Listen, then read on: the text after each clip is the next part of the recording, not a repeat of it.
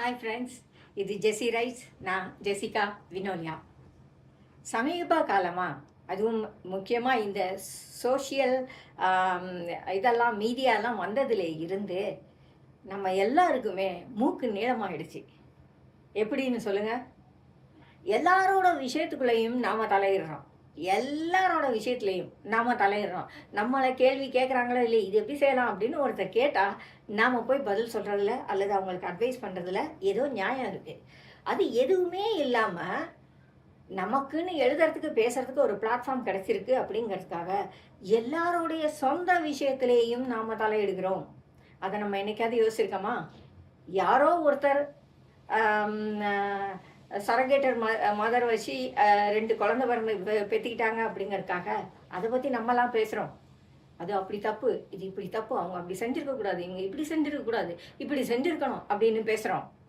யாரோ ஒருத்தர் தன்னுடைய கணவரை டிவோர்ஸ் பண்ணிட்டாங்க அப்படின்னு சொல்லிட்டு நாம் அதை பற்றி பேசுகிறோம்.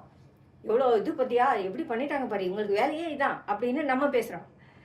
இப்படி நமக்கு கிடைக்கிற சமீபத்தில் நடந்த அந்த விமான விபத்துக்கு கூட, விமானத்தில் ஒரு தடவை ஏறி கூட பழக்கம் இல்லாத ஆட்கள் எல்லாம் அதை பற்றி பேசுனாங்க இதில் சோஷியல் மீடியாவில்.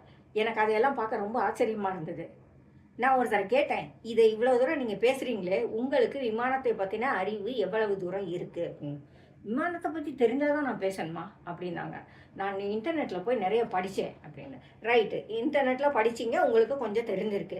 ஆனால் ப்ராக்டிக்கலாக விமானம் இயக்குகிறதுலே எவ்வளவு பிரச்சனைகள் இருக்கும், அன்னைக்கு நடந்தது உண்மையிலே என்ன, ஏதாவது உங்களுக்கு தெரியுமா?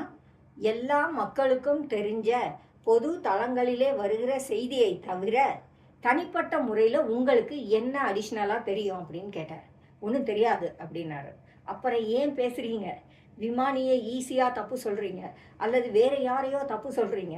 எல்லா விஷயத்துலேயும் யாரோ ஒருத்தரை நாம் குற்றப்படுத்தி கொண்டே இருக்கிறோம். ஏன்னா நமக்கு மூக்கு நிலமாயிடுச்சு. அடுத்தவர் விஷயங்களில் தலையிடுறத நாம் நமக்கு உள்ள ஒரு ப்ரிவிலேஜாக எடுத்துக்க ஆரம்பிச்சிட்டோம். அப்போ அதே மாதிரி நம்ம வீட்டை தட்டி, என்ன சார் இன்றைக்கி உங்கள் வீட்டில் சண்டையா, பெருசாக சத்தம் கேடுச்சே, நீங்கள் என்ன பண்ணலான்னா இப்படி பண்ணலாம் அப்படின்னு ஒருத்தர் சொன்னார்னு வைங்க, நீங்கள் என்ன பண்ணுவீங்க? ஏற்றுப்பீங்களா? வாங்க சார் கொஞ்சம் சொல்லுங்கள் சார், எனக்கும் ரொம்ப பிரச்சனையாக தான் சார் இருக்குது அப்படின்னு நீங்கள் சொல்லுவீங்களா? மாட்டீங்க. உடனே என்ன பண்ணுங்க, யோ என் வீட்டில் எதாவது நடந்தால் உனக்கு என்ன, வேலையை பார்த்துட்டு போ சொல்லுவீங்களா? இப்படி இருக்கும்போது செலிப்ரிட்டிஸ் லைஃப்பில் என்ன நடக்குது அல்லது நமக்கு சம்மந்தமே இல்லாத ஒரு விஷயத்தில் என்ன நடக்குது அப்படின்னு முழு தகவலும் தெரியாமல் நாம் ஏன் அதை விவாதிக்கணும்?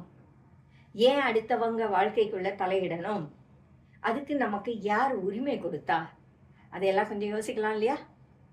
எப்போவுமே நமக்கு தேவையில்லாத விஷயங்களை நாம் பேச வேண்டாம். இந்த மாதிரி பேசுகிறதுனால மேலே மேலே இதை பற்றி ஒரு தேவையற்ற விவாதங்கள் வளர்ந்துக்கிட்டே போகுமே ஒழிய உண்மையை விட்டு நாம் ரொம்ப தூரம் போய்கிட்டே இருப்போம். அது வேண்டாம், அதை நம்ம அவாய்ட் பண்ணுவோம். எது தேவையோ அதை பற்றி மட்டும் பேசுவோம். எது நமக்கு 100% உண்மைன்னு தேவையோ அதை வெளியே சொல்ல வேண்டிய கட்டாயம் இருந்தால் மட்டும் அதை பற்றி பேசுவோம். இல்லையானா நமக்கு தெரிஞ்ச எல்லாத்தையும் பேசணும்னு அவசியமே இல்லை. தெரிஞ்சதையே பேச வேண்டிய அவசியம் இல்லைங்கும்போது தெரியாததை ஏன் பேசணும்? ஆகையினால நம்ம வேலையை நம்ம பார்ப்போம். எல்லாருக்குமே பார்த்துக்கிறதுக்கு அவங்கவுங்களுக்கு வேலைகள் உண்டு, அதை அவங்க பார்க்கட்டும். நாம் நம்மளை டிசிப்ளின் பண்ணிக்கிட்டோம்னா ஒவ்வொருத்தராக அந்த வழிக்குள்ளே வருவாங்க. ஜெஸி ரைஸ், ஜெசிகா வினோலியா.